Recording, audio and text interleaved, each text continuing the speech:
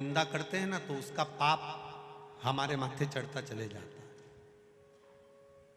निंदा करने वाला जिसकी हम निंदा कर रहे हैं उसका पाप। एक कथा पहले कही थी, आप लोगों के स्मरण में होगा। एक राजा को एक बीमारी लग गई, पूरा शरीर टपक रहा, गिर रहा, पूरा शरीर टपक रहा, गिर रहा, बड़ी भयंकर बीमारी, गल गल कर शरीर नीचे गिर रहा था। राजा ने सारे वेदों को दिखाया, सारे डॉक्टरों को दिखाया, पर राजा का शरीर ठीक नहीं हुआ। आखिरी में राजा ने विचार कर अब करूं तो करूं क्या। गुरु जी के पास गया, गुरुदेव मेरे शरीर में एक रोग लग गया, शरीर टपक टपक कर जमीन पर गिर रहा है। गुरुदेव मेरा शरीर गल रहा है, गुरु जी आप बताओ, कुछ अच्छा बता दीजिए। गुरु जी ने कहा, राजन तेरा शरीर गिर रहा है? हाँ। टपक रहा है? हाँ। शरीर गल रहा है? हाँ। राजन तेरा भाई था ना, वो तो मर गया, भाभी कहाँ है? घर में। राजन एक काम कर, जहां जिस कक्ष में तेरी भाभी सोती है उस कक्ष के बाहर रात्रि के समय पर जाकर दरी बिछाकर सोना चालू कर दे। किसी को बताना मती, किसी को बोलना मती, किसी से कुछ कहना मती, बस भाभी के कमरे के बाहर जाकर सोना चालू कर दे। ठीक है महाराज, इससे अच्छा हो जाऊंगा? बिल्कुल अच्छा हो जाएगा, जा सो।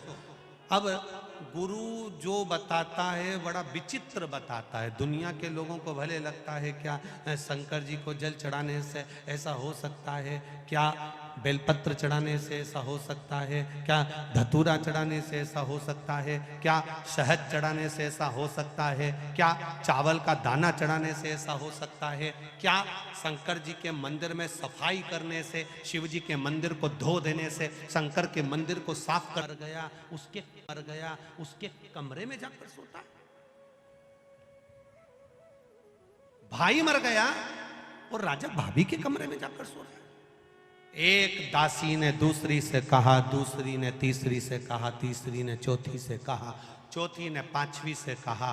बात पूरे नगर में फैल गई। लोग राजा को गालियां देने लगे, अपशब्द कहने लगे, ताना देने लगे, आड़ा टेढ़ा कहने लगे, कोसने लगे, खूब अपशब्द कहने लगे। राजा धीरे धीरे धीरे धीरे राजा का शरीर अच्छा होते चले गया, राजा का शरीर ठीक होते होते चला गया। राजा एक नारियल लेकर, श्रीफल लेकर गुरुजी के पास पहुंच गया। गुरुजी किसी डॉक्टर की दवाई नहीं लगी, किसी वेद की औषधि नहीं लगी, केवल भाभी के कमरे के बाहर सोने से मेरी बीमारी ठीक हो गई। कैसे हो गई? गुरुजी ने कहा, राजा तेरा पाप बहुत बढ़ गया था, उस पाप को समाप्त करने के लिए तेरी निंदा करवाना प्रारंभ करी, तेरी बुराई करवाना प्रारंभ करी। दुनिया के लोगों ने जब तुझे गाली देना चालू करा, अपशब्द कहना चालू करा, बुराई करना चालू करा, निंदा करना चालू करा, तो तेरा रोग, तेरी बीमारी अपने आप समाप्त हो गई। तेरा रोग मिट गया, तेरी बीमारी समाप्त। तुम देखना, अपने अपने घरों में देखना, बहू का घुटना दुख है, बहू की कमर दुख है, बहू की पीठ दुख है, बहू का सिर दुख है, बहू का हाथ दुख है, बहू का पांव दुख है, और 70 साल 80 साल की डोकरी का कुछ नहीं दुख है।